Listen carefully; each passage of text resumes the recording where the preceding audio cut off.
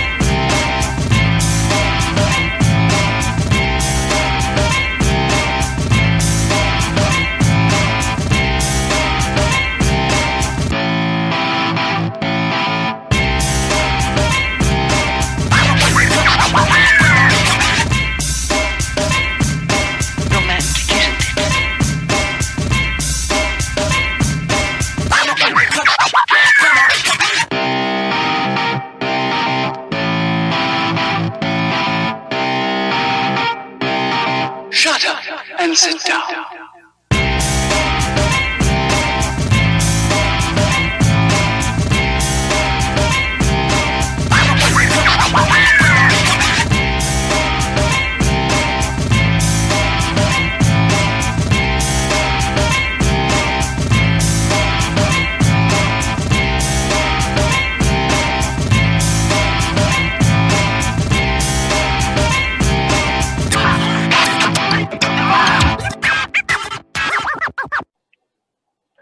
And welcome back, folks, to Down the Rabbit Hole. Today's date is October the 15th, 2020. I am your host, it's the Wiccan Vixen. With me, as always, I have my co-host, Mr. Rafael Martinez.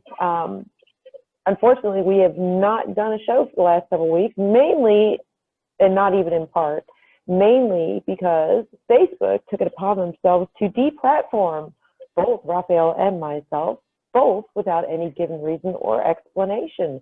To this day, there's still no explanation as to why my account was deplatformed. Rafael's, I know why he was deplatformed. Yeah. My account, no. Why? Why? Because you use verbiage that's inappropriate. My account, I've never. It has nothing to do with that. I have never had a nothing to do with that. Yeah. No, they don't like what we're saying, not how we're saying it. When you say you want to go after people's infant children, yeah, that's kind of a problem. No. I did not say that on Facebook. I said that to you just a minute ago. No, actually, you said it on Facebook, honey. Yeah. Okay, well, they didn't deplatform. They didn't deplatform for me for that. They deplatformed me because we were part of the QAnon stuff. So is there anybody that was anywhere affiliated to QAnon got deplatformed? I think there was like over 6,000 people. Yeah, me, I kind of knew I was a moving target. That's why I had a backup account. But I mean, it's like I said, it's interesting. I know they deplatformed another 700 accounts last week. Yet the QAnon movement keeps exploding like a cockroach bag. I mean, there's just anoners everywhere, probably because everybody had backup accounts. In fact, multiple backup accounts. And the same thing happened on Twitter. Each time they take an account down, there seems to be another one that comes out of the shadows. But the Anon movement had made us very well aware that that was going to happen. We were told multiple times to prepare that that was going to happen. So it didn't come as a shock. Was it angering? Yeah, really angry, especially for me, because I mean, Rafael actually gets mad at me because I let people speak their mind on my Facebook. I always have, I always will. I don't get mad. I just don't understand why you bother. Well, because it's like playing with a mouse. People are stupid. It entertains me to play with mice. So there. Especially Democrat mice. I mean, hello. It's not very hard to get them to stumble over themselves. And that's what actually happens. Look what happens. I mean, you see what happens when trolls get on my Facebook. They make idiots out of themselves. So I just let them do it. If anything, it goes to the point that, you know, they're killing their own party. You know, go ahead, sound like an extremist. Go ahead. Don't take facts into account. Be my guest. Do it on my Facebook account because it makes you look stupid.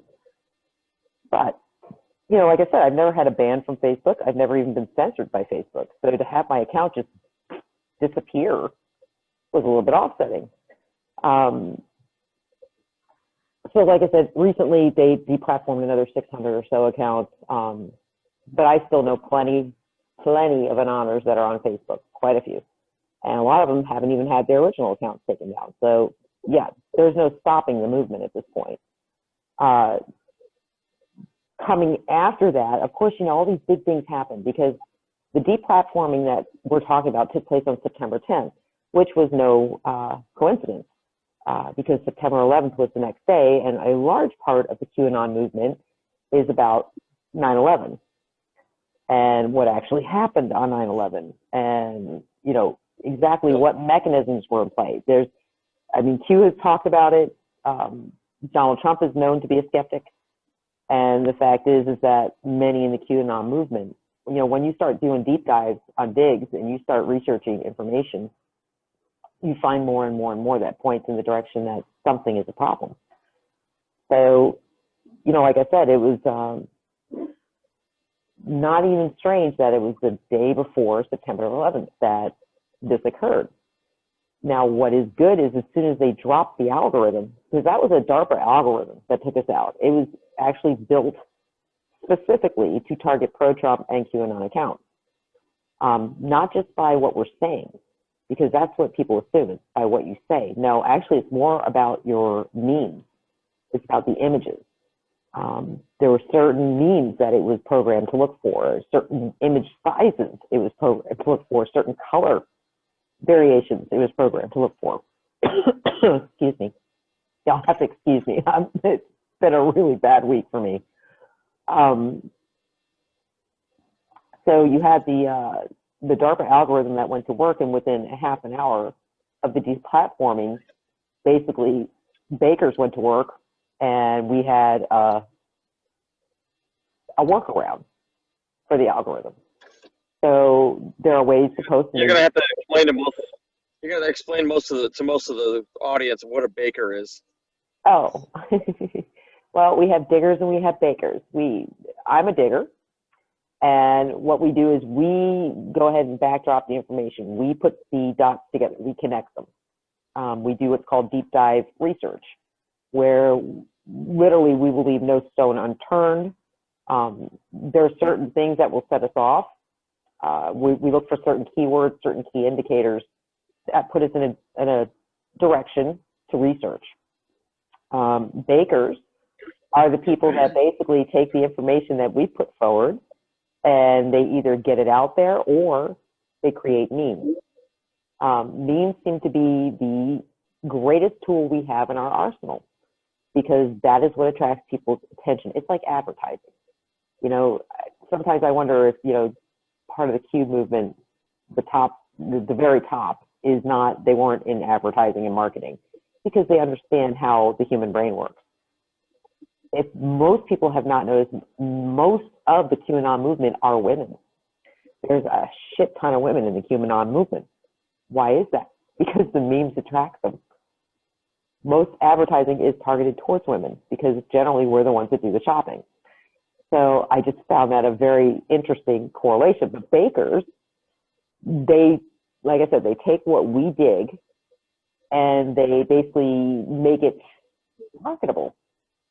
So other people will become curious. Yeah. The job I mean, basically, you're looking at. I'm sorry. I was just gonna flesh that out for you. I mean, when you dig up certain research and you find these big nugget troves of information, sometimes you gotta simplify it down because most people won't take time to even look at it, much less read it.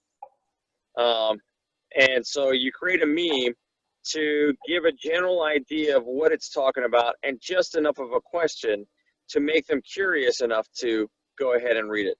Right. Because diggers, we're kind of like computers. You know, we're sifting through thousands of pages of information constantly. We're constantly correlating. We're constantly connecting. you would laugh if you saw a Digger research room. You would really laugh because it's nothing but information, just drop, drop, drop, drop, drop. And usually there's 2 to 4 of us in a Digger room. And it's just crazy how much information gets put out there and how quickly we can retrieve it. Maybe because at this point, it was slower in the beginning. I can tell you that. It was harder. But at this point, I think we've understand the deep state network. We understand how they work. So it's like we automatically know where to look. You know, we know certain things are going to be DARPA connected. We know certain things are going to be connected to the CIA vaults. You just kind of know where to look. Now, what's getting more interesting is the pharma companies, deep digging on the pharma companies. Who's connected to what? Where does it all web out at? So, I mean, yeah, it's definitely been an interesting metamorphosis as time has gone on, where it went from, when we were first started and QAnon first came around and people first started gathering and talking about it in different cliques, you kind of had to look at the other person with kind of a skeptical eye, like, are you batshit crazy and just entertaining me? Or are you really thinking the way I'm thinking right now? Because that's how hopeless they had a lot of us feeling. Yeah. And I know we talked about that before. It's especially during the Obama administration, where they made it seem like right-wing constitutional or Christian patriots were somehow the outliers, the fringe, that somehow the feelings that we were having were isolated, and we were basically all by ourselves. But it's kind of funny because I was just talking to my partner about that, the final Star Wars, how the underlying message was, you're not alone. There's more people out there like you than you know. And I think that was a very important message, because that's going into the 2016 election. That was the first sign of life I'd seen up to that point, where people were coming out of the woodwork and trying to fight for the soul of this country. Well, and I think it's gotten stronger. I think COVID worked backwards on the deep state. I really do. I think it had the opposite effect, because people were stuck at home.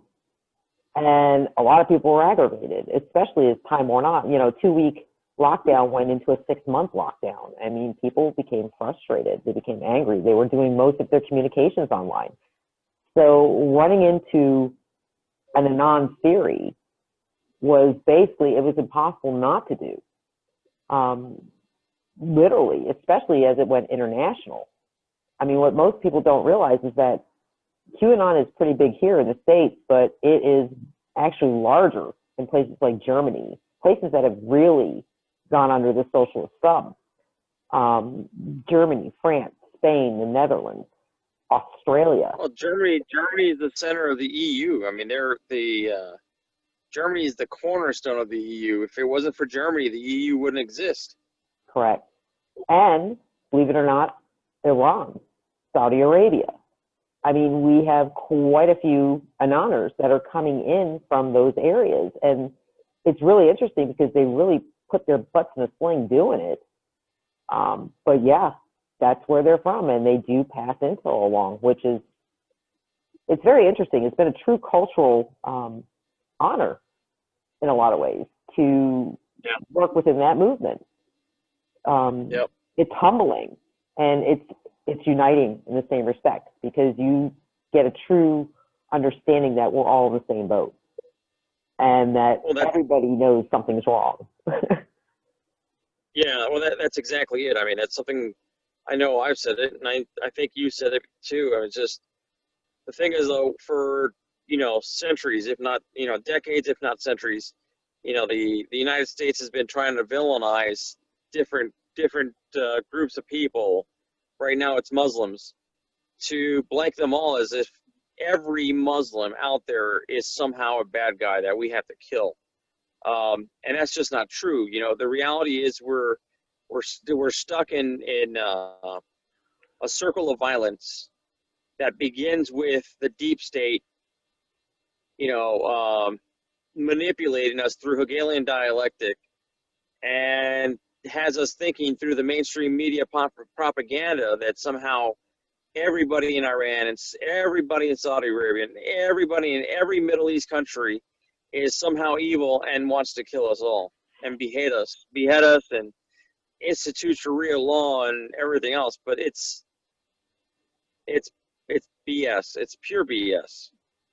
You know, it's the deep state and the deep state within every country that is the problem. I don't disagree. But I also know, like I said, that as with any movement, you're going to have your extremists within. The good thing about the QAnon movement is it's nonviolent. The bad thing is that people can take the message and misconstrue it. We had that issue not too long ago where, you know, we were talking about Zionists, and literally they, you know, obviously everything went public because mainstream media they're terrified of us. So they've been writing some really interesting articles. But I can't say they were wrong when they said, you know, that they found certain things to be racist within QAnon. It's not that QAnon's racist. That's not the problem. The problem is that because there is an anti-Zionist flavor and thought process to QAnon, that they assume that that's anti-Semitic. It's not anti-Semitic. I'm not in any way. We've covered that, though. Yep. Yeah, but we've covered that before. I mean, we've said it a million times. You know, it's just because we're anti-Zionist,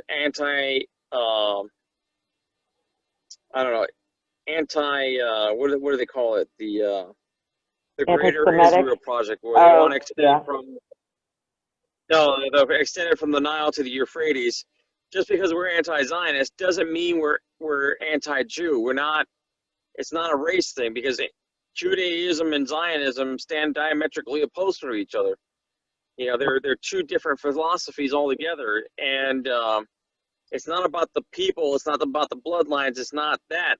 But the Zionists have a great marketing campaign. They have a great PR company, and they somehow have hijacked what happened in World War II with the Holocaust to cover their tracks, so nobody can question anything they do.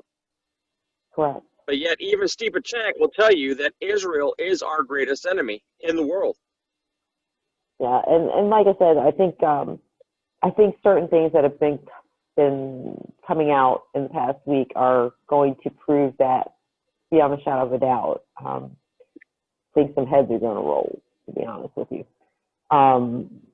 But yeah, so the beginning of it, last time we talked to you guys, you know, literally we got deplatformed in between. Woohoo! So it's been a rough ride to try to get everything back. I mean, I lost over 5,000. I had 5,000 friends on my Facebook account, 11 years worth of Facebook, shows from my other networks. I lost all of it. So yeah, it's a slow process to try to rebuild. And I'm having to be very discerning as I rebuild, because it's like Facebook News, and they start sending you these, you know, basically, I guess you could say, bot friend ads, because you get literally hundreds of them a day. And I just, you know, I'm not in a position where I can just click yes on everything. I got to go check them, make sure they've been online. In fact, I found a correlation that I said, I put it out on Facebook. Don't accept any friend requests from accounts that were started on June 12th. Because I noticed that quite a few of my requests, I would go scroll all the way back, and they started posting on June 12th. There was nothing before that. There was no account. So that was kind of go day. And it was funny, because when I looked it up, you know, the date, to see if there was anything that would correlate to the date, it was Ghost in the Machine Day. And I thought, oh, yeah, that sounds like something a counterinsurgency would do. So, yeah, just like I said, guys, we're sorry that we've been off the air. It's been a slow rebuild, but we're getting there. We're getting there, slowly but surely. Otherwise, in the news, what else has happened? Well, they were shadow banning us even before that, though. Yes, you more than me. You know, well, no, I mean, even the show, when I went to try to find down the rabbit hole and doing a search, because I wasn't my new profile wasn't closely associated with it. When I went to go search for it again, it would not even come up in my search results. And not so long ago, I did receive a message saying that because of the content, that they were not going to put us in the search results. So if you go to Facebook, you got to literally put in the facebook.com/down the rabbit hole talk radio in order to get to it. When were you going to share that with your co-host? No, I told you that long ago, babe. I told you that long ago. They've been shadow banning us. Well, no, you told me they've been shadow banning. You never told me you got a message from them. God. Yes, okay. I did. I even said it on the air.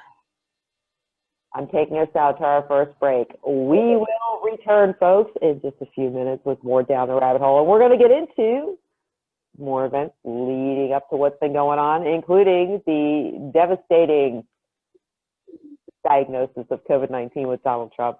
Hang in there, guys. We will be back in just a few moments. Shut up and sit down.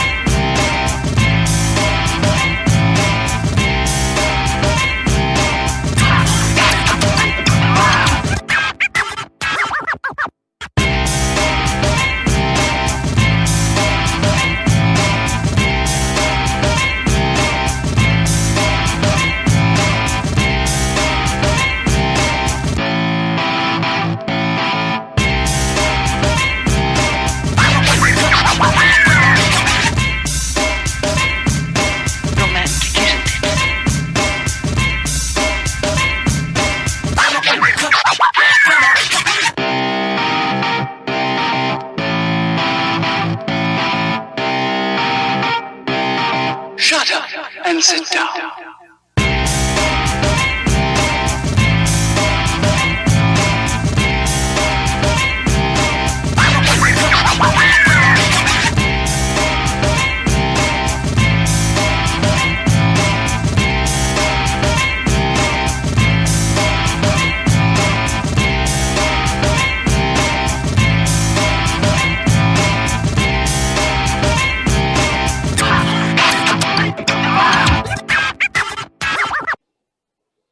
And welcome back, folks, to Down the Rabbit Hole. Today's date is Wednesday, October the 15th, 2020. We are already at the middle of the month of October.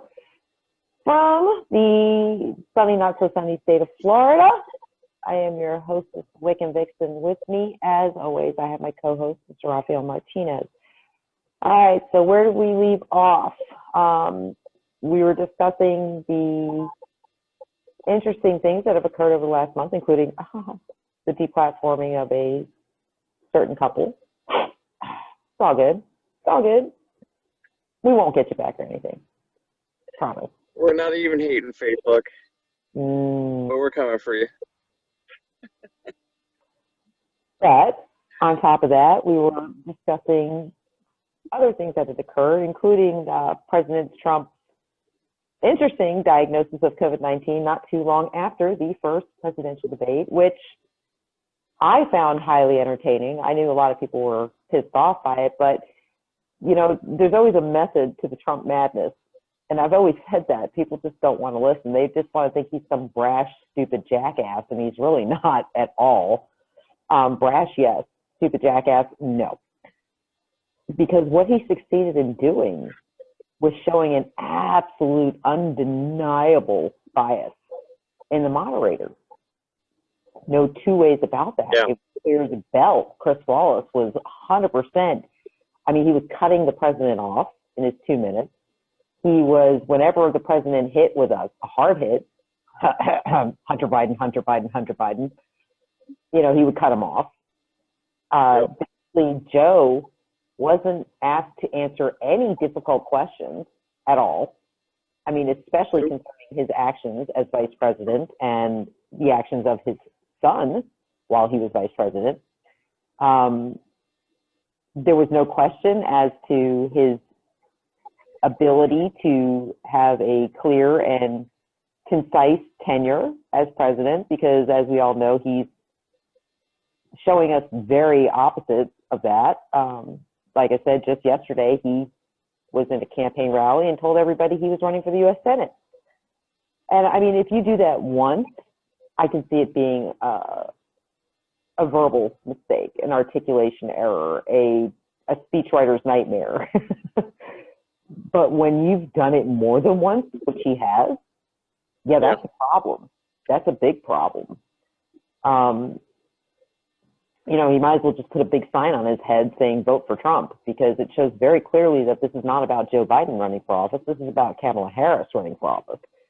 Well, he's had that Freudian slip where he said he's the placeholder anyway. Yeah. We've already known this. Yep. Not only that, but he during that debate, he had I know a lot of people didn't notice it, but a lot of eagle-eyed followers or Q guys did notice it, and so did Dan Bongino. That freaking what's his name, Joe Biden, was all wired up. He had a lapel mic. He had he was messing around with his lapel mic over here, running that ran to his earbud, and then on his left cuff was the microphone. Yep. It's like it's the same setup the Secret Service uses, guys. In fact, we had it identified exactly what make and model he had on within, I think it was 2 hours after the debate. We had it totally narrowed down. Yeah. Well, I mean, like you said, it just proves that it was rigged. I mean, they fed the questions to the Biden team. We already heard that it was going to happen before the fact, and that debate proved it. But then to top it off, with Biden mic'd up like that, they were telling him what to say and when to say it. Yep. He was pushing out talking points that were completely untrue, and Trump had no choice but to try to counter it, to call bullshit on it. Yep. And the funny thing is that it was I think Trump's aim was to get Joe to lose his temper, which it almost happened, at least 3 times that I saw, where he was definitely revved up and looking to bark and stopped himself. But yeah, I mean, presidential, no way. And then, you had the Harris-Pence debate, which wasn't even close as far as who won that debate. She got hammered. Yeah. She got her ass handed to her. And I hate to admit it, it's probably because Pence is more of a polished politician. He knows how to articulate, what to articulate. He knew exactly what she was going to go after. And he already had a counter in place for it. And I said to people that, the winner of that entire debate was the fly that landed on Pence's forehead. That fly will be infamous. It's going to get a little Medal of Honor when it's all said and done. Well, the thing about it, though, is I went back and watched the Pence and Harris one. And the thing is, that lady from the USA Today was clearly biased. She cut Pence off so many times within his allotted time, and he didn't even give him a full minute. And if you go back and watch it on YouTube, you can watch the time from the minute he starts speaking to the minute she cuts him off. I mean, it's not even a full minute. Yep. It was ridiculous. Well, it was happening with Trump too. I mean, Chris Wallace kept cutting him. I mean, that's so annoying. Kept cutting him off, and it was like, you know what? Shut the fuck up. You're a moderator. Excuse me. Hey, Russ, I love you. Sorry about that. But note the time. Note the time. Yeah. Well, I'd rather not. This is so like, he knows where to look. this is like what, night 5 now? I've seen this time. I'm really getting tired of seeing this time. I shouldn't be looking at this time because I see this time in the AM and the PM. So yeah, now done with that. Done. So yeah, we had the 2 debates. We had the diagnosis of COVID with the President of the United States. We had the 2-day rebound from COVID. And actually, I believe it was just 2 days ago, he stated that he was COVID-free and non-contagious, which makes a lot of sense because as with any virus, once you have gone through the contagious phase and you have kicked it from your system, you are non-contagious. Why? Because you have developed an antibody to it. Okay. Sorry, I got mosquitoes out here. It's like a squadron of attack mosquitoes. Anyway, yeah, no, the thing about it was that I watched that one video. You remember we were talking about how it sways? When I was rewatching it, he was what he said in the actual speech where he's sitting down behind the desk is that, you know, basically that I had to sequester myself, and he didn't say anything about really being sick. He was sick in order to make America great again. Yeah. How does him recovering him or to getting past his COVID diagnosis make America great again? No, there was a hidden message. If you watch it over and over again, there's a hidden message there saying that the battle is still raging. And the thing is that you and I had discovered somewhere, and I can't remember where, but that somebody had said that there was a credible assassination plot against President Trump after the debate. Correct. And that was when they diagnosed him with COVID and supposedly took him to Walter Reed. Now, you and I picked apart the footage, and we determined that somebody else out there had determined that the first speech that President Trump gave, he is most likely on a ship, because you can see in the background that the cabinets were moving, they were shifting, as if it was on a rocking ship. And something that would rock that slowly would be more something like a aircraft carrier size ship.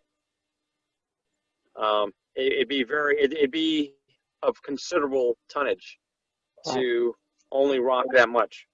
And then the other one, you said that you conclusively found that it was done on a green screen. 100%. Yep. I knew it right away. I think I showed it to you. I said to you immediately when I was looking at the live video, I said to you, that's a green screen. And I knew it because again, I've been involved in how many cases where I had to go through video evidence, look for signs of hoaxing and everything else.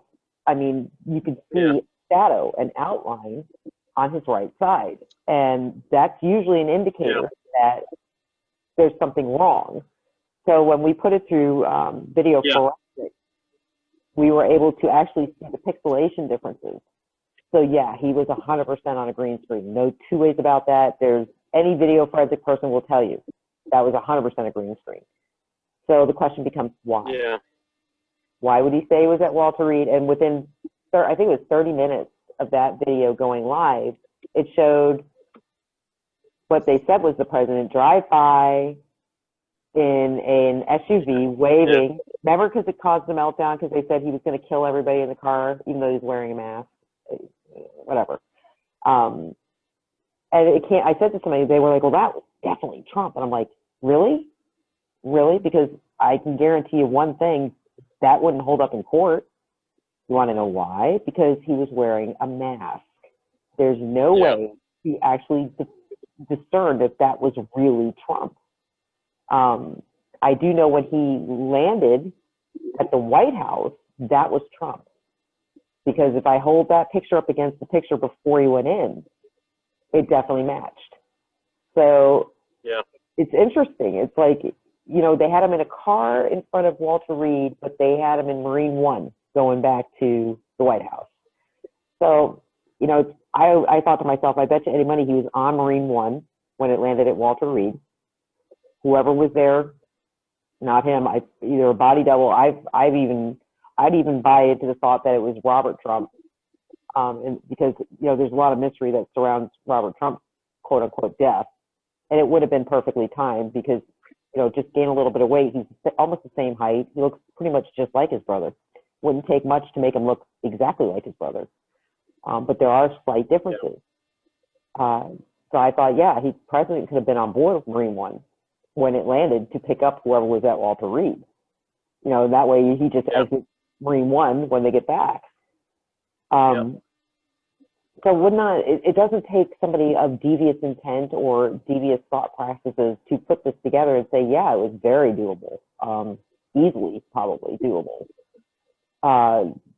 Again, though, I think the question everybody has, when is this all going to stop?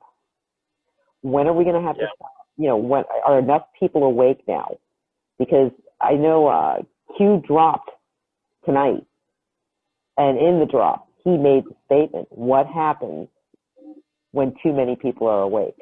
What happens when the mainstream media can't sell their line anymore? Because that's what's happening. Everybody's starting to question. The only people that are not questioning are the ones who really chomped on the blue pill. Everybody else has one question or another, especially with the Trump diagnosis and the way the left reacted. It's interesting though. You've told everybody that should know what I do for a living, but I travel amongst other veterans and LEOs, former LEOs, and let me tell you something. A lot of these guys, they have. I talk to them. They don't have the entire picture, but they have an inkling that there's something wrong, and a lot of them are.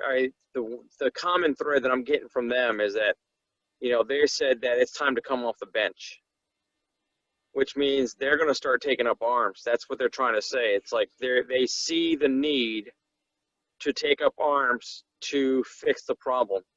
Why? Because nothing's being done about Antifa. Nothing's being done about the coup against our country. That's why I say, I've said it. I know I said it before we got deplatformed. I said it on the show. Trump and the Q team need to make some moves before the election, or if it comes to pass that what we postulated might happen with the election, if Nancy Pelosi and the Democrats use the mail-in ballots to somehow delay the Trump declaring victory, or to outright steal the election, or steal the steal the country, really, steal the government. If somehow something like that happened, I don't think there's anything stopping the uprising in America. I don't think there would be anything to stop it. No. And what's interesting is that I read an article earlier this week about China within the last month has basically drafted a shit ton of young men into their military, into their standing military. And that is a very, very bad sign. But China's going to have problems on multiple fronts, because Australia is the people of Australia are starting to really buck against things. They are, I can tell you just from the QAnon stance, we have thousands that are coming in from Australia, because they've been locked down more than anybody else. Yeah, no, I don't disagree. But as far as China goes, they have aspirations that are beyond their capabilities. And the reason why I say that is because they have a demographic problem. I think it was, I was watching a documentary recently, and they were saying there are 118 men for every women in China. Yep. And then to top it off, the women there's a lot of the women that are now successful and won't marry a lot of the guys that are basically they're not measuring up. What do they call it? Hypergamy. Mm-hmm. hypergamy. But basically, they're suffering from the same problem on the woman front as we are here in the United States. So they're doubly screwed. But the CCP's ambitions to extend the Silk Road all the way through Africa into Europe and Africa, that's ambitious enough as it is. But now, as I understand it, the Russians and the Chinese are now crossing. They're now crossing swords over the sea route between India and Vladivostok in Russia. Correct. Apparently China is ruffling Russia's feathers. Oh, hold that thought. I got to take us out to our second break. Time is flying. Sorry. All right. No. It was a great thought. I thank God I looked at the clock.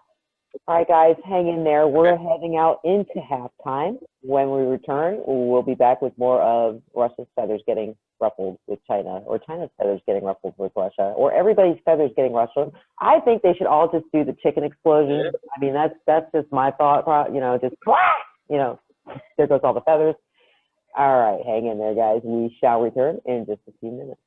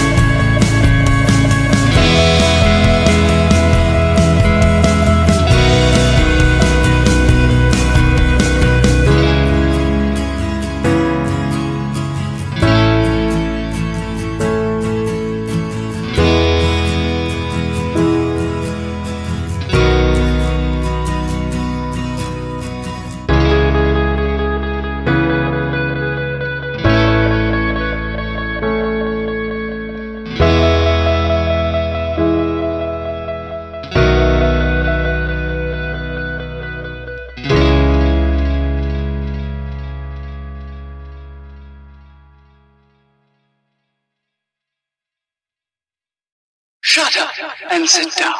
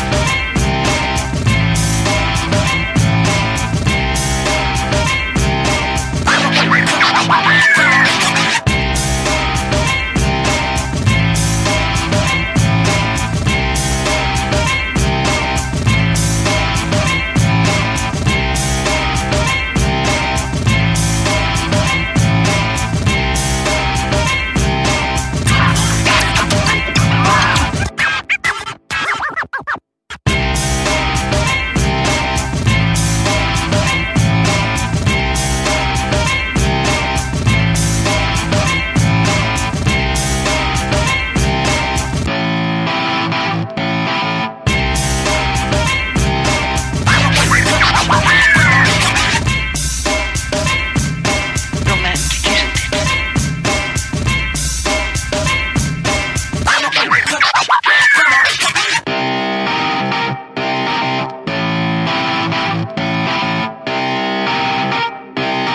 Shut up and sit down.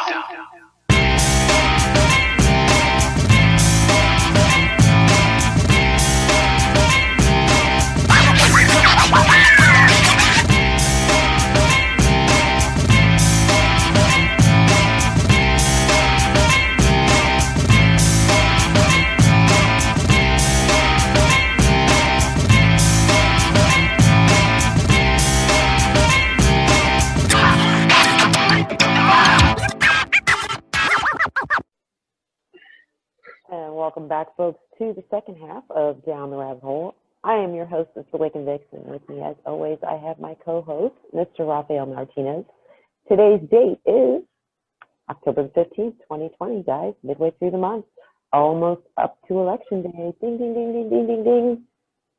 You know, I don't even think there was a boxing ring involved. I think this whole thing is already, it's said and done.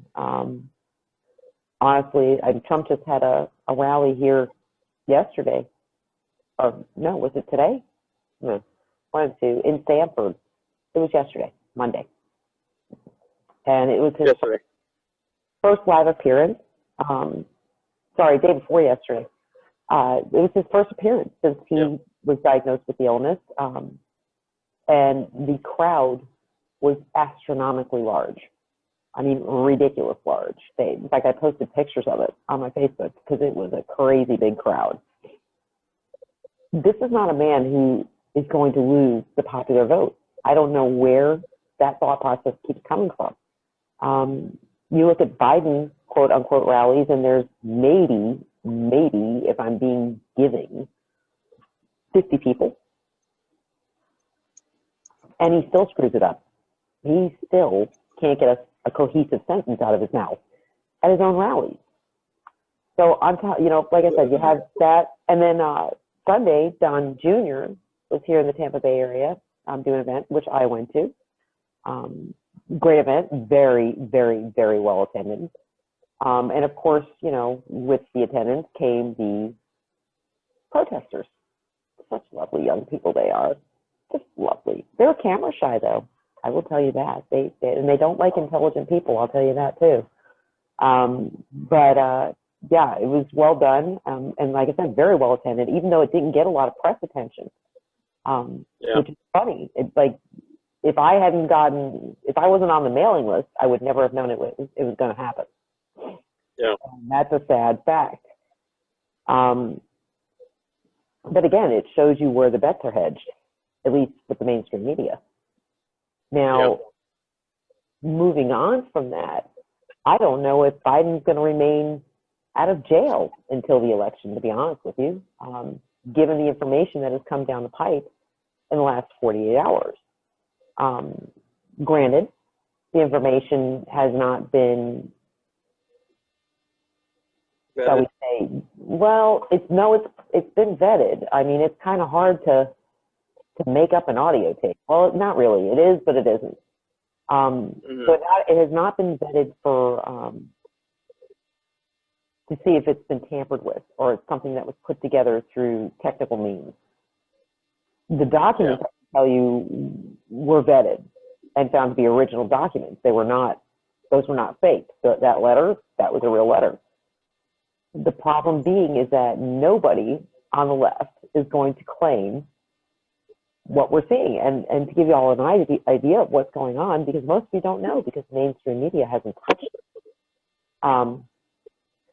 Okay. Just keep going. Don't mind me. It's loud. It Sorry. sounds like you're having some kind of a little reggae meeting over there or something. I'm going to get you some mariachis and make it a little bit more Latino. I mean, I'm just saying. The boy has no rhythm. Okay, so here we go.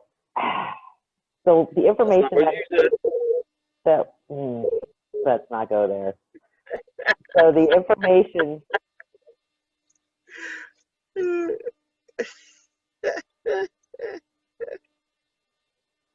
So the information that came down was basically that what had actually occurred in Benghazi and what actually happened to SEAL Team 6, which anybody who is involved in anything, anybody who realized how bad our government was, like with me, it's been 30 plus years I have known how bad this government is. Raphael, 10, but long term, we've known. So when they said, I think, in fact, when the SEAL Team 6 chopper went down, I remember saying, there's no freaking way. There's no way. Their shit is so maintained. They go on these, huge missions, and they have no issues with their chopper. It's not like they were dropping 10th Mountain into there. It was Dev Group. They were dropping Dev Group into there. It's not going to be an amateur hour operation. Yep. So, I mean, it's one of these things where, you just shook your head and said, okay, so what are they trying to cover for? Who really took them out? Because there's no way you take 17 members of the SEAL team down at one time, and that SEAL team just happened to be connected to the well, I don't know if I want to say the death of or the capture of Osama bin Laden or his body double, whichever one it was. Because honestly, to think that there was not a connection there, you have to be completely stupid. You mean Tim Osman? So apparently what's happened is that there's been a whistleblower within the CIA who has not just come forward, he's come forward with not just documents, but recorded tapes of discussions concerning what was going on, what was happening, why it was happening, and orders being given for this to be done. So all this points back to who? Can I see hands raised out there? Come on, guys. Come on, Facebook lad. Come on, Odyssey Radio Network lad. Raise your hand. Me. Who do you think it involved? Could it have been, I don't know, Barack Obama? Don't say it. Say it isn't so. Of course it involves Barack Obama. Of course it involves Hillary Clinton. Of course Joe Biden's name is smack dab in the middle of all that. I don't know if Joe Biden would remember any of it, but yes, his name is smack dab in the middle of it. In fact, I'm wondering if that's why he's playing so stupid right now as far as his campaign trails goes. Can he say he actually has dementia and avoid the executioner's block? Because I think he can. Even under world law, I think he can. To be honest with you, he's found to be mentally deficient. Pretty sure that's a get out of jail, well, not get out of jail, but live a little bit longer card, especially in the world courts. I mean, if it was, a Middle Eastern court, he might not get away with it, but in world court, it's not like how it's not like he he had senility and he accidentally pushed the nuclear button. No, the stuff he did when he was coherent. He's not going to get off the hook. He's still guilty. But he cannot give a coherent defense, which is what they're going to play it as. I'm telling you, that's why he's acting so stupid. Because when he's angry, he's very articulate. He's very much on point when he's angry. And there's one thing that'll give away anybody's room. Look, What? If anything, here's the thing, though. When all this comes out, there's no place he's going to be able to hide. So, if I was him, I'd want them to put me in Gitmo. I'd want them to protect me because the lynch mob is going to come out for him.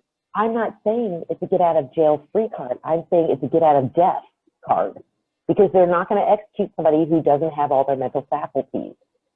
Not for something like treason. I'm telling you, they won't. And I'm telling you, he's doing this on purpose. He's smarter than a lot of people think he is. There are names that have been dropped. Several are parts of the Obama administration. Believe it or not, certain women within the Obama administration who apparently were deeply involved in all this. Names that we didn't know very commonly, but here they are. Valerie Jarrett's name has been dropped with this.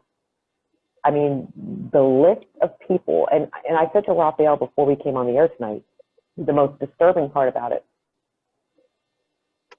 the military leaders, the ones who stayed on, the ones who were with Barack Obama and the ones who stayed on afterwards, would 100% have been aware of that mission.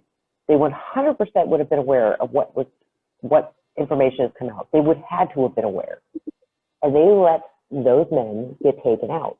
They let SEAL Team 6 get assassinated because it was a political thing. Yep. Their heads are going to roll. They're done. They are so far done. The only one that's not going to be done will be Michael Flynn, because I guarantee it was probably Flynn that leaked the documents to begin with.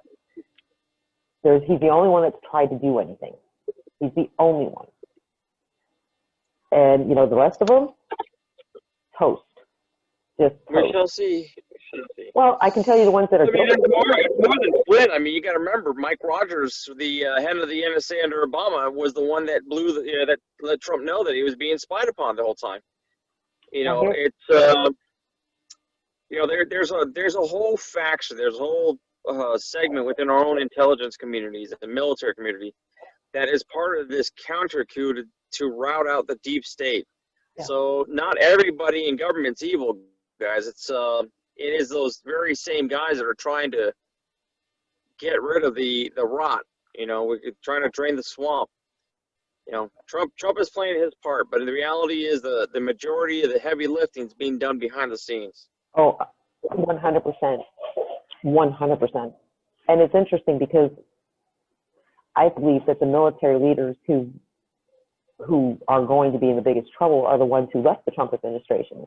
The holdovers from Obama who left the Trump, and you know who I'm talking about. Yeah, the former Joint Chiefs that were talking trash about President Trump. Yeah. Yep. All the Obama appointees that have been talking trash about Trump. Yeah. Yep. Yeah, those guys, I guarantee you, they've got dirt on. Well, it's just, again, with Obama's litmus test, and his choice of appointments, that pretty much told you everything you needed to know. I guarantee you that they had dirt on every one of them in order to keep them under control. Well, I said to somebody, because it goes back to a deal with Iran, and the fact that while we said Iran was our enemy, no, we were in bed with them the whole time. And it's interesting because I said to people, how many times did you hear me say, why are members of the Muslim Brotherhood being appointed to cabinet positions under this administration? They're considered terrorists in the eyes of the world. Why does the Obama administration have Muslim Brotherhood members in their cabinet? It made no sense to me. Department of Education, multiple Muslim Brotherhood members. I mean, what? I mean, it doesn't matter where you stand on the eyes of whether it was right, whether it was wrong. The Middle East, whether we should be there, whether we shouldn't be there. The fact is, the Muslim Brotherhood, not such a good thing. The Muslim Brotherhood in bed with Israel, big time, big time. The Anglo-American Empire, in its quest for global power, recognized the Arab world as a possible problem or stumbling block in their quest for domination. So they aligned with them. The Anglo-American Empire and the Arabs lined together. Yep, I don't disagree.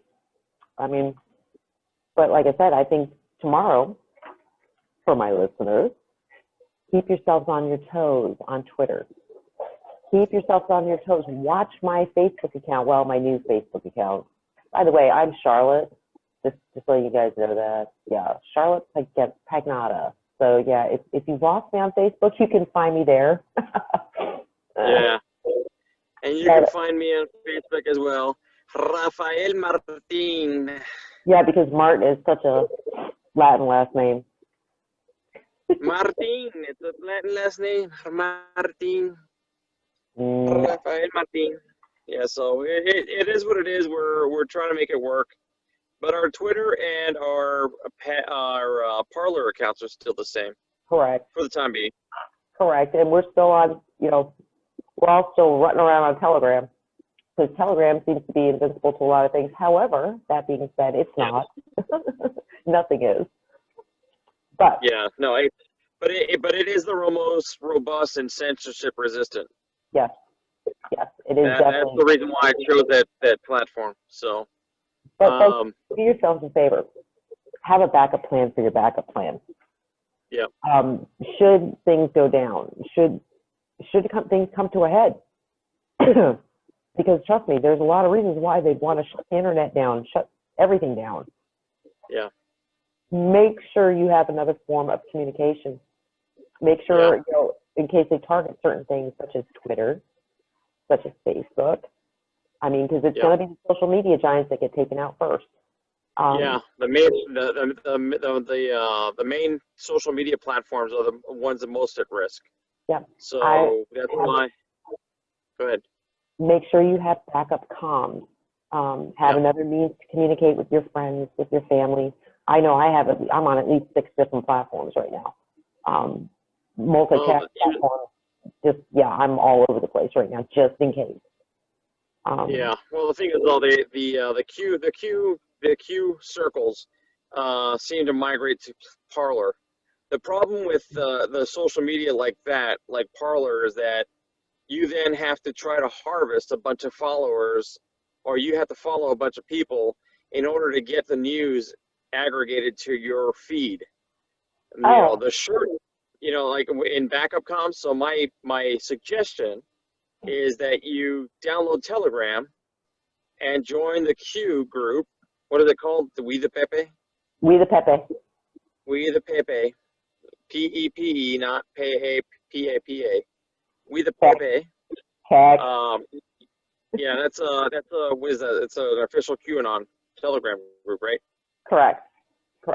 It's actually, so we're listed on ACOON and approved by Q himself. good. But that's what I'm saying, though. I mean, something like that already has how many followers? How many we have in the group? Like 200 or 2,000? No, there's almost 6,000. 6,000? Yeah. But Telegram, a Telegram group, the beauty of Telegram is they can accommodate up to 200,000 users per group. Correct. So, the thing is, though, even if they shut down Telegram, Facebook, Parler, or whatever else, if you're part of this Telegram group, at the very least, you can check it and see what the hell is going on out there and be up to date and up to speed with what's happening on the ground. Because I guarantee you, the people in that room will know what's going on before anybody that you'll hear on the news. And we'll have live video of it because we are literally, the movement is worldwide. I mean, like when the dock exploded in Beirut, we actually had live feed. We had people who were streaming their cameras from their phones into the Telegram chat. We were watching it in real time, the reactions, all of it. Yep. So when those videos went in, they're automatically saved in our links. So any of our chatters can go in, hit those links, and go watch them. Just scroll through because they're in there. The protests in Germany, in Berlin, they were not reported here. Multi-millions of people marched on Berlin. Mostly Q people, actually, which was, I told you, the Anon movement over there is massive in Germany. Yeah. Millions marched. Not one word of it here in our press. So Americans, don't think you don't have the support of the rest of the world in knowing something is seriously wrong. Don't think the rest of the world hates President Donald Trump, because I can tell you, if you say something like that in We the Pepe, you know, I hate Trump, I dare you to say something like that, because you're going to get cursed out in multiple languages very quickly. And it's usually the foreigners who jump on it first, especially my Swedes, especially my Swedish and my Netherlands people. Oh boy, do they get mad. Yeah, you know, the thing is though, that again, it goes back to what the underlying message of that last Star Wars movie. You know, their greatest power is making you think you're alone, but you're not. And the thing is though, if you jump in that group, you're already plugged in with another 6,000 like-minded people around the world, and they're feeding you the true live news from around the world on you know, basically at a moment's notice. But more importantly, it's one of those things, you know, where if you have a troll in a group, they're going to get weeded out really quick. Well, that's usually me. I'm the troll detector. I don't know. You know. I'm good at it. And but the point is that, I mean, people can come in there, they can find out the truth. They can feel safe knowing that they're talking about all this stuff and not an outline. You know, nobody's going to think they're wacko about it. You know, it's just. And people bring us information. Huh? I said people bring us information. Not that they don't drop it in the main chat. They will come to the admins with it.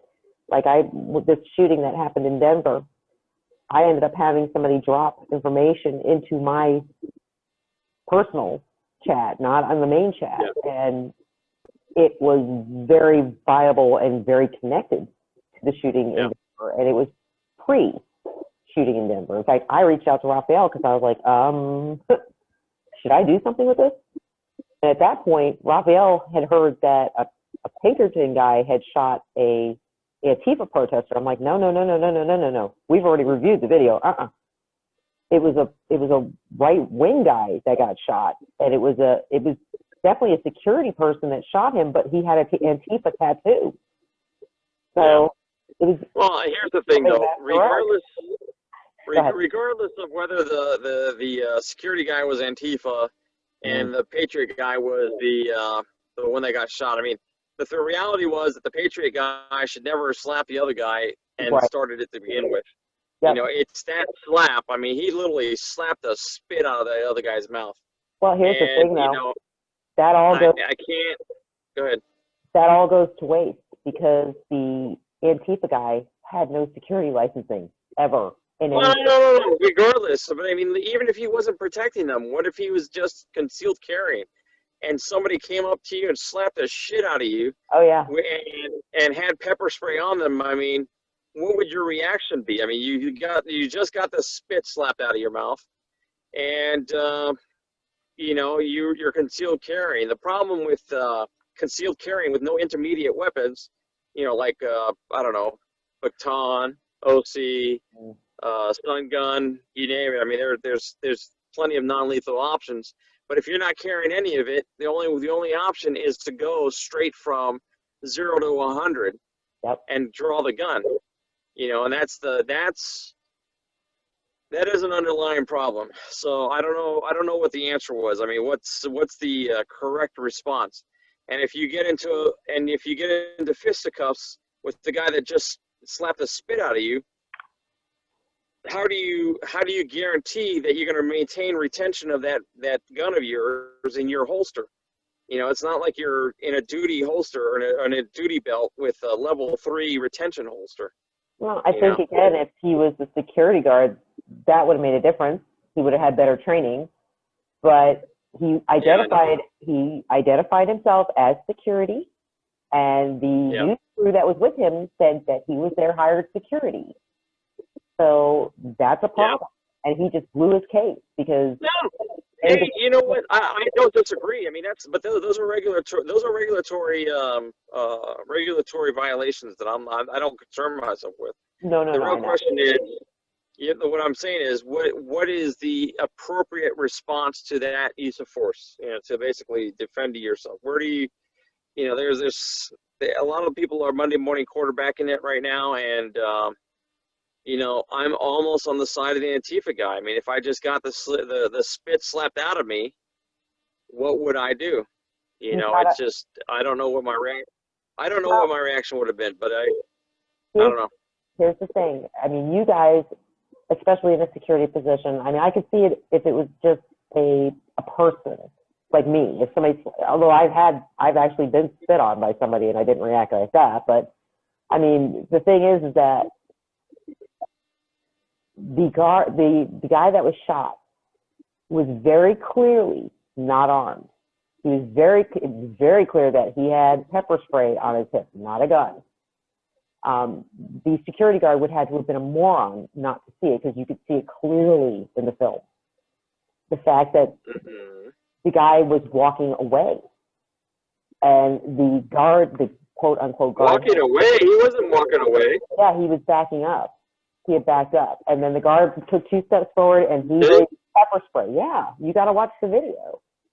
He raised his pepper spray, and the guard fired. I haven't seen a good quality slow motion one. Yeah, I mean, it's and not only that, but the guard, I mean, he slapped him, the guard pushed him. He took 2 steps back, and then he kept stepping back, like he was trying to get away. He was backing up. And the guard was moving forward with the gun. And he raised up his pepper spray, and the guard opened fire. So it was like, I mean, I've seen it. I'm like, why would you bring pepper spray to a gunfight? Because, you know, you're trying, here's the thing. Not everybody, number one, that was not an Antifa rally. That was an anti-Antifa rally. I don't think most people go there looking for violence. Now, I can tell you what was given to me the night of that shooting was Antifa planning to go there and cause big issues. So, yeah. And that's where this conversation was started. The fact that the chat gives us the most interesting information sometimes. Can't tell you we get it, but we get it. And my question was to Raphael, should I be turning this over to somebody? Because it shows very clearly that they were planning to do something at this event. And then, of course, you know, you had the death. Now, tragic? Yes, absolutely. But in the same breath, it kind of overwrote the fact that certain things happened in the Kyle Rittenhouse case. In fact, the guy who fired off the first shot in that case, it was not Kyle Rittenhouse. Even though the press will tell you it was not. They did identify another shooter, and that shooter was not killed. That shooter has been arrested and charged. But that's not going to make big news. Also, the state of Illinois has decided not to press any charges on Kyle Rittenhouse. Now, Illinois was the state that he actually lived in. So again, interesting movement in the Rittenhouse case. The Rittenhouse lawyers are suing Joe Biden because Joe Biden made direct statements about Kyle Rittenhouse without a court hearing, without any evidence. He made statements as facts that were actually assumption, which, guess what, guys? Can't do it. So, yeah, the lawyers for Kyle Rittenhouse have, you know, they're going after Biden, and I don't blame them. I would do it too. So, you know, multiple things going on, guys, and I'm not sure if it's good, bad, ugly, or anything else. But I do know I got to take us out for our last break. We're running out of time here, guys. When we return, we're going to try to sum it up. Raphael, do you have anything you wanted to talk about? No, but going back to what we were talking about with Russia and China, the thing about Russia or the you know, China building up troop strength, you know, the only other country that has the numbers that China does is India. So if they're building up numbers, it ain't to take us on, it's to take India on. Very good. Especially after that altercation up in where was it, in Nepal? I can't remember. It was somewhere up in the mountains. Their troops are going at it. All right, guys, hang in there. We will return in just. Sorry, I got distracted. Hang in there. We will return in just a few moments. Shut up and sit down.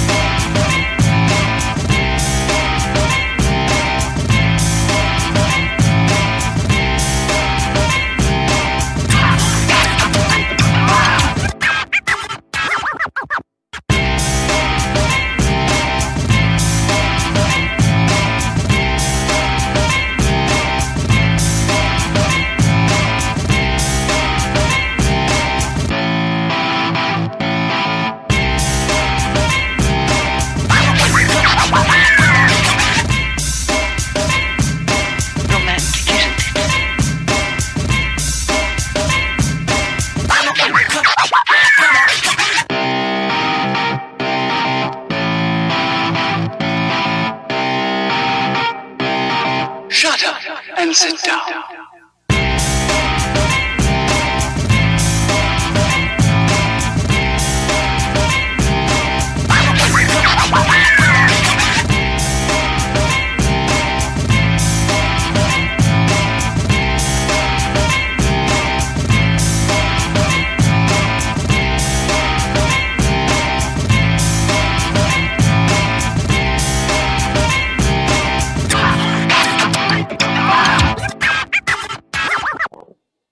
And welcome back, folks, to the last half hour of Down the Rabbit Hole. Today's date is October the 15th, 2020. I am your hostess, the Wiccan Vixen. As always, I am with my co-host, well, not as always, but usually, my co-host, Mr. Raphael. It's not always. Not always. Someone's got to pay the bills. I'm kidding. Uh-huh. Yeah. Our host, Mr. Rafael Martinez, who's about to be homeless if he doesn't knock it the hell off. Okay. Whatever. When we left the last segment, we were discussing, different things that Q had dropped, the relationship to Benghazi, what happened in Benghazi, and the fact that, Benghazi is probably the greatest question that any of us from the Obama administration holdover period, those of us who actually voted in those years and paid attention to politics, it was the question that weighed on us the most heavily because Americans sacrificed their lives to try to save an embassy. And if that whole thing was a plan and those gentlemen died for a treasonous act, and then that led to other things, including, the death of bin Laden and then the basic extermination of SEAL Team 6, at least 17 members of SEAL Team 6. Yeah, heads are going to roll. Heads are going to roll big time, and it's going to be across the board because not only was it, like I mentioned in the last segment, the military leaders who would have been aware, but the National Security Council would 100% have been fully aware. So anybody who sat on that council is complicit. John McCain was on the National Security Council at that time, complicit. But we said all this. That's funny. The funny thing is that we said all this. I can't remember how long ago, it was months ago. We said that the Christopher Stevens was there to facilitate weapons transfer from Libya to Syria to arm ISIS. Mm-hmm. We said that the Iran money was a payoff, and that part of it was supposed to come back to U.S. politicians to keep them shut, keep their traps shut. So we've been ahead of this. We haven't had the every last nook and cranny detail correct because that's impossible. But for considering what we're working with, we have been so far ahead of the curve. There's no reason why everybody in America shouldn't be listening to this damn show. If you got friends and family that ain't listening, you need to tell them to tune in. But what was my other question about that time period? What else did I point out that happened around the same time? And I told you why it happened. I found why it happened. But what else happened? It was huge, and most people don't even remember it. It put somebody else in a place that they should not have been in. Somebody that Q can't stand either way. And also, it has outed several times now. John Bonner resigned as Speaker of the House. Oh, yeah. Paul Ryan stepped in. And what did I tell you? I said Bonner resigned because somebody got evidence in one of the German banks that deposits had been made from ISIS into an account. I believe it was actually not German. It was a Swiss bank account. But it had been discovered. And he had been presented with the fact that this was going to go public. And he was not. And the fact is that, Paul Ryan, he was there, he was the other puppet going into play. So, his puppet strings here, there's Paul Ryan. Yeah. And nobody liked him. I hated Paul Ryan. I was like, I wanted to retire my ass. He's a pompous asshole. Yeah. Couldn't stand him. And I am very much a conservative, but that doesn't mean I go along and lick the Republicans' ball sacks. I certainly do not. I don't lick anybody's ball sacks. I mean, you prove your worth. Mine, Yeah, no. she even jostled. No.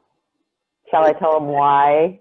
You want a touche? Fernanda. You want a touche with Fernanda. me? I'll touche with you. Fernanda. No, it's got nothing to do All with right. that. So Paul Ryan was a maturing candidate, right? Paul Ryan was a Clinton pick, basically. He was on board with the Clintons. And they do. Actually, I think actually Obama was the Manchurian candidate. Totally made up. They totally made this guy's persona up, his public persona. You know, he was you know, he has a history of being gay. Big Mike is a guy. You know, there's shit, man. I don't know how much proof. As much as I would, you know, as much as incredible, I'm going to say this. As hard as it is for me to accept certain things, I have accepted at this point that Michelle Obama is a guy. You know, you got 3 Freudian slips by Obama in very public statements calling him Michael. You got Michelle Obama running out of Malia's dorm and her dong is dangling and she grabs it as she's jumping down the stairs. And then you have Joan Rivers, who said outright, you know, the reporter asked her, so when are we going to have our first gay president? And she says, oh, we already have it with Obama. And the reporter says, what? And she says, you know, Michelle's a guy. She's a tranny. We all know it. So, and then 2 weeks later, she died on the operating table mysteriously. Mysteriously died on the operating table. From an anesthesia reaction. Yeah. Yeah. No, they filled that canister with COVID. That's what they did. Yeah, right. But, you know, the thing that's got me more worried about anything, and this comes from a lot of deep diving, a lot of research, tremendous amount actually. And that's that there is a second wave, not of COVID. But I think the plan might be to actually release something else. Yeah, absolutely. And what we're finding shows that, yeah, that's probably the case. I'm hoping that, you know, it's funny because when we talk amongst ourselves, the diggers, there's a lot of information, a lot of facts. It's very clinical, very, very, very targeted, very clinical, pinpoint, and then you see the human. Shit, I hope this really doesn't happen. Yeah. Just you see our little human side, because when we're digging, we're not human. Trust me, we're very analytical, just trying to make sure everything is correct. That's the best way to put it.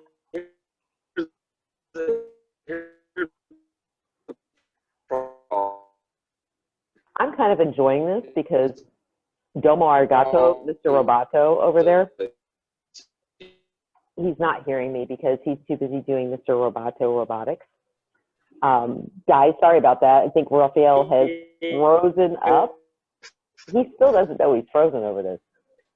I believe.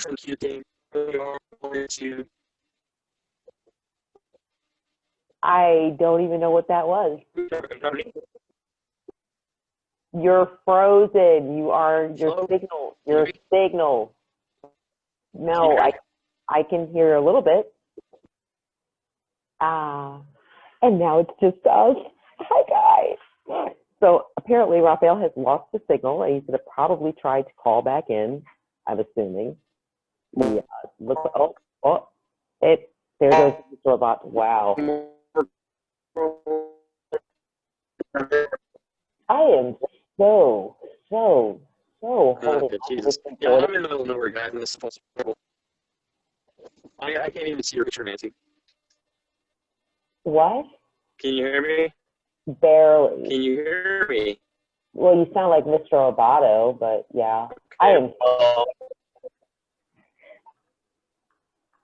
And now I can't hear you. Hold on. Well, anyway, folks, because we are Hold still on, on hold on. live, we're on live radio.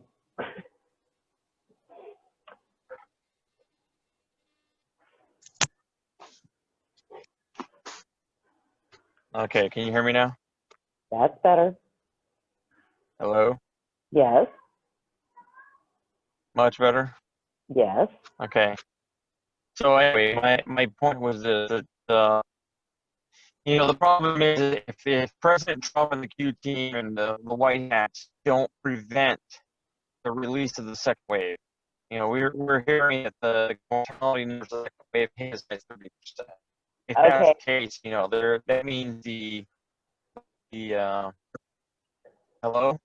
Yeah, you're digitizing. Can you hear me? I can hear you, but when you start talking fast, you digitize. No, right now.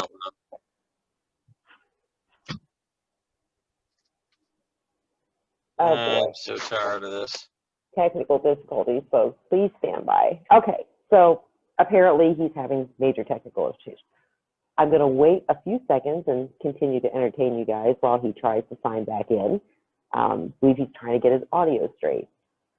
So unfortunate, guys, but I know he was making a good point, so just bear with us, please. You hear me?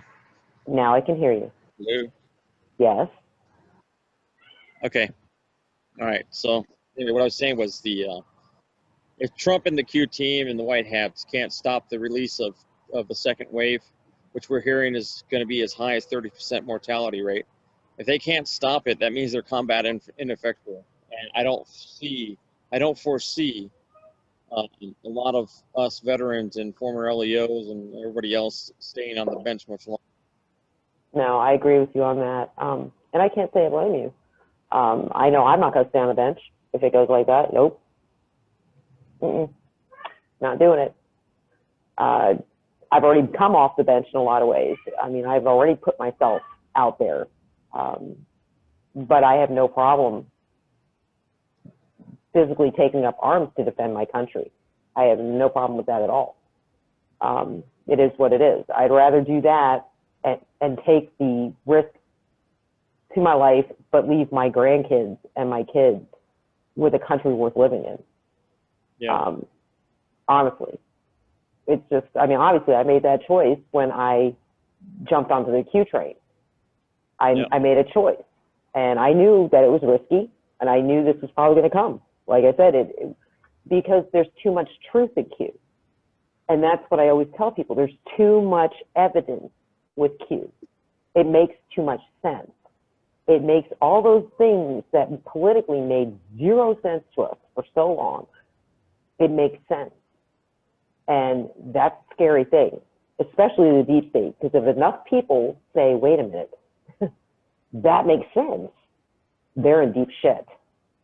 And that's kind of where we're at right now. We've already passed the awakening threshold. I think if you read the last Q drop, you probably understand that, which is why they are taking the steps that they're taking with, the fact that they're doing these, now they're doing these investigative commissions for national security purposes in the House of Representatives. Gas, they should be investigating themselves.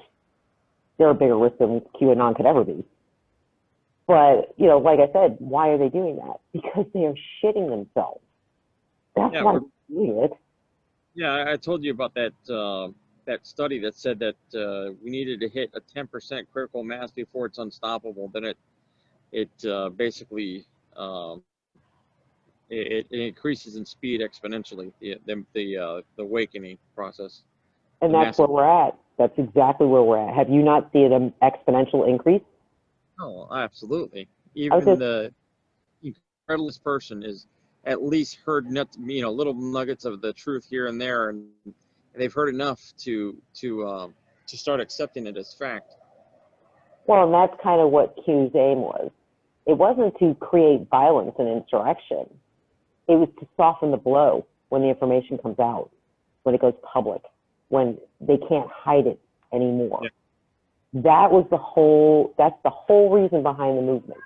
And you see me, I've had to remind my moderators I can't tell you how many times that that's what the movement is about. It is about softening the blow. We give the information.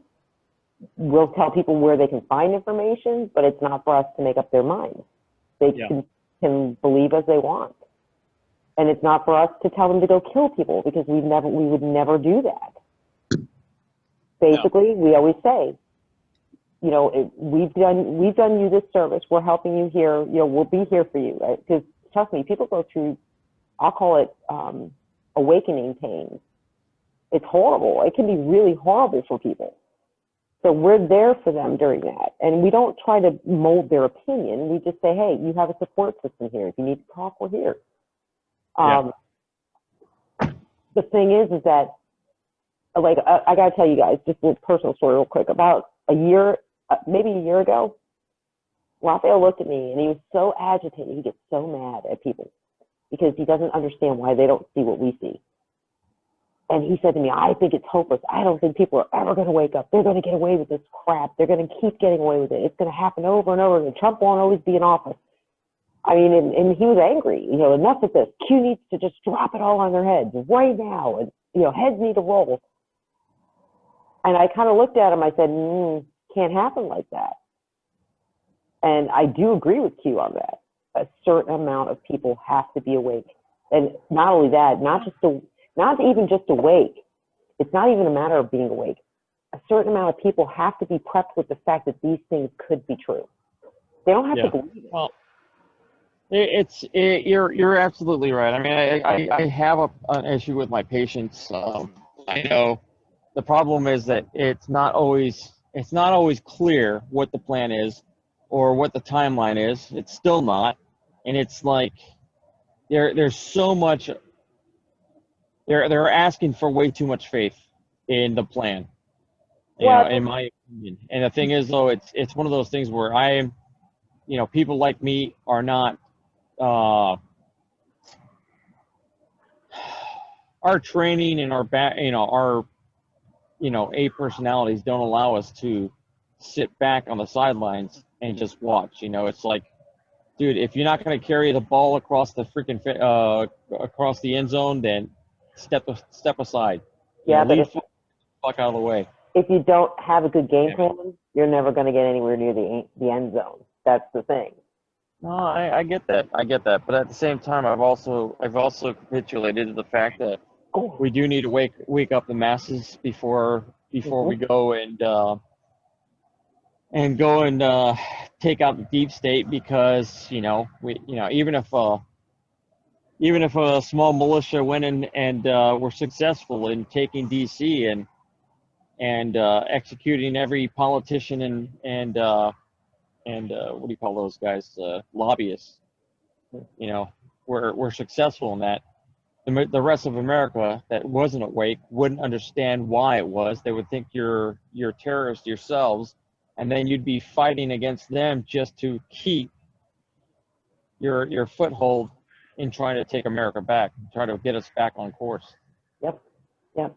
I mean, like I said, there's a method to the madness. And, you know, it's interesting to note, too, on September 30th, Q made a drop, a very, very interesting drop. It was a late drop. I think it was after midnight, actually, when he made the drop. But it was 2 words. That's it. End marathon. That right there should have told you this is it. This is the end. I mean, end marathon, Red October was the next drop after that, which was the next morning. Yeah. And I don't know if you've noticed it, but yeah, it's been a Red October. It definitely has been a Red October. There's a lot of stuff coming out. And like I said, if this Benghazi document dump, that is going hey, you know, here's the thing, though. Those are all great, titillating, dumps. They're all great news dumps. But it still doesn't put foot to ass. And until the perp walks stop or start, who the hell cares? Nobody cares. You know, we've had years and years and years of allegations of this, that, whatever. We've had proof that Hillary, did illegal stuff by having her own server. We've had all kinds of information come out. Not a damn thing happened. It's foot to ass that we need right now. We need to see the perp walks. We need to start shuttling people to Gitmo. It's not. We've had enough of the bullshit politics of the news cycle going back and forth about Obamagate or FISA-gate or whatever. Go put foot to ass. Start kicking down doors. Grab these but that's the thing. fuckers by the hair and drag their asses down to Gitmo. There is no news cycle about FISA-gate and Obamagate. What news cycle are you speaking of? The only news cycle I see, and this is including Fox, Fox, the only news cycles I'm seeing on mainstream media are pretty much go Biden. I mean, and pretty much ways to make fun of Donald Trump. I don't see anything about FISA-gate, very, very fleetingly. I mean, you have the confirmation hearings going on right now for a Supreme Court justice, and it's very lightly covered. I mean, she destroyed them in the hearing process. I mean, she literally made them look like totally stupid idiots. I mean, they tried to Sarah Palin her. You know what I'm talking about. Yeah, I know. And she is brilliant. She's not just brilliant. She's a mother of 7 children. You're not going to outwit her. Okay? She's got little shits trying to outwit her every day. So there's not much you're going to get past her. Yeah, she handled it her hearings were spectacular. Also, what they're not showing you was that Ghislaine Maxwell had a hearing today.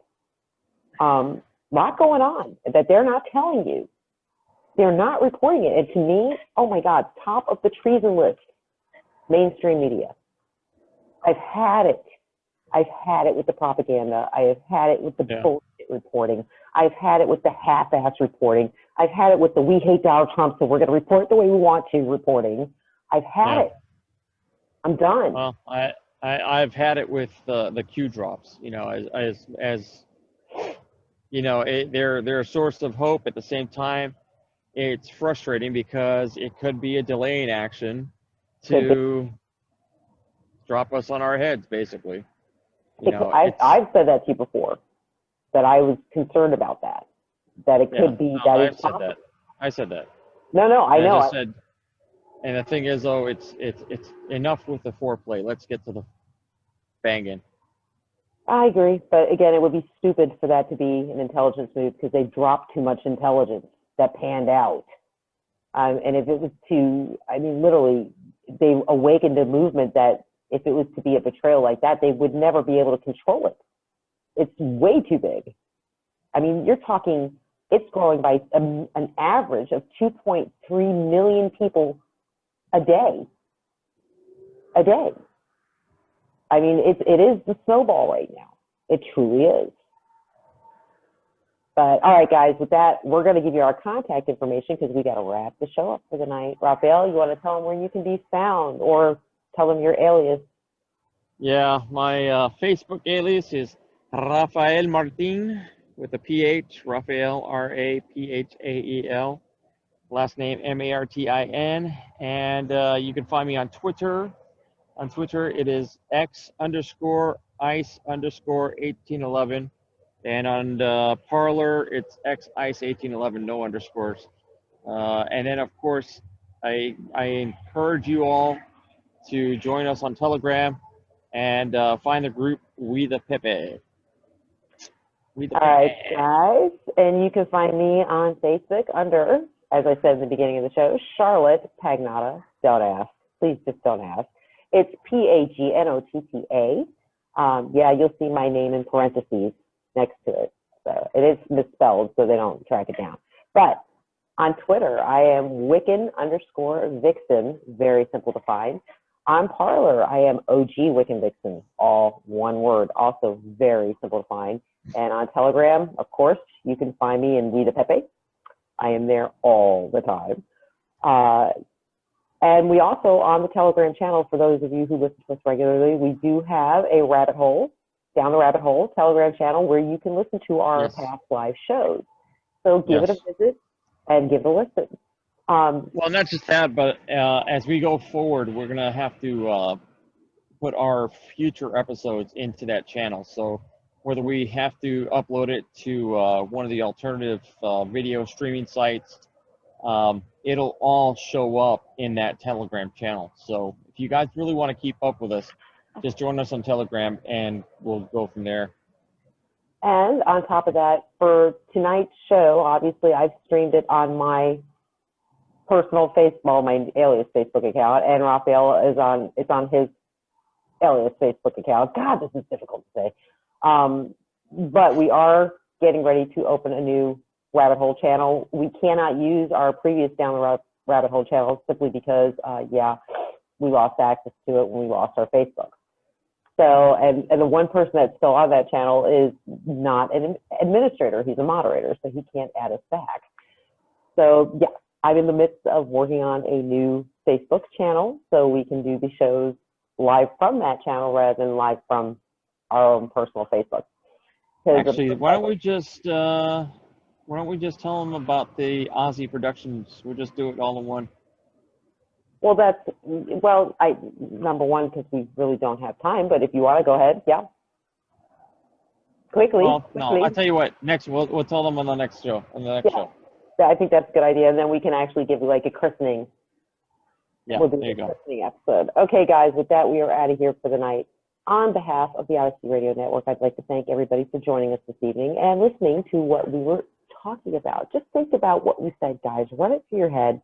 Run the scenarios through your head. Run the information that you've got. Do background. Go back and double check us on everything.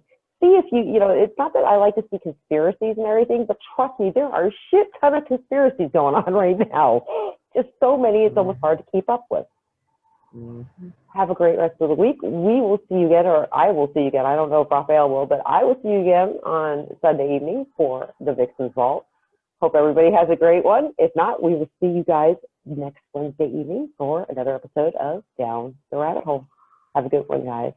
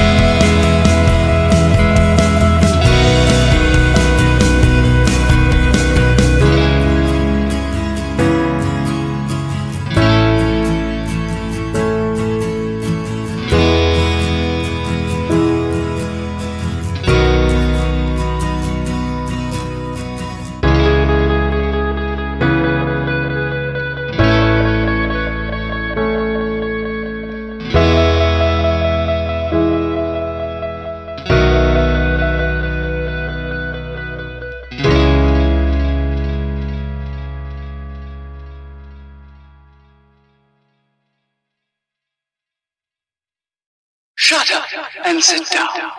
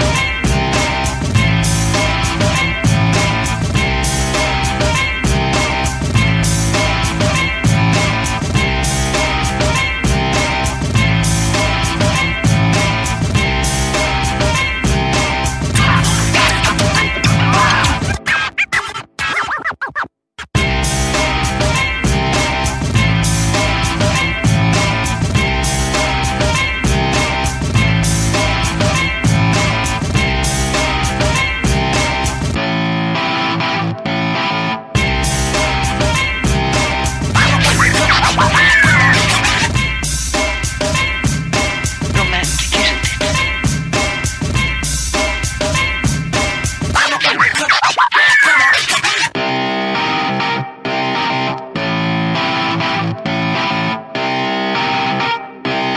Shut up and sit down.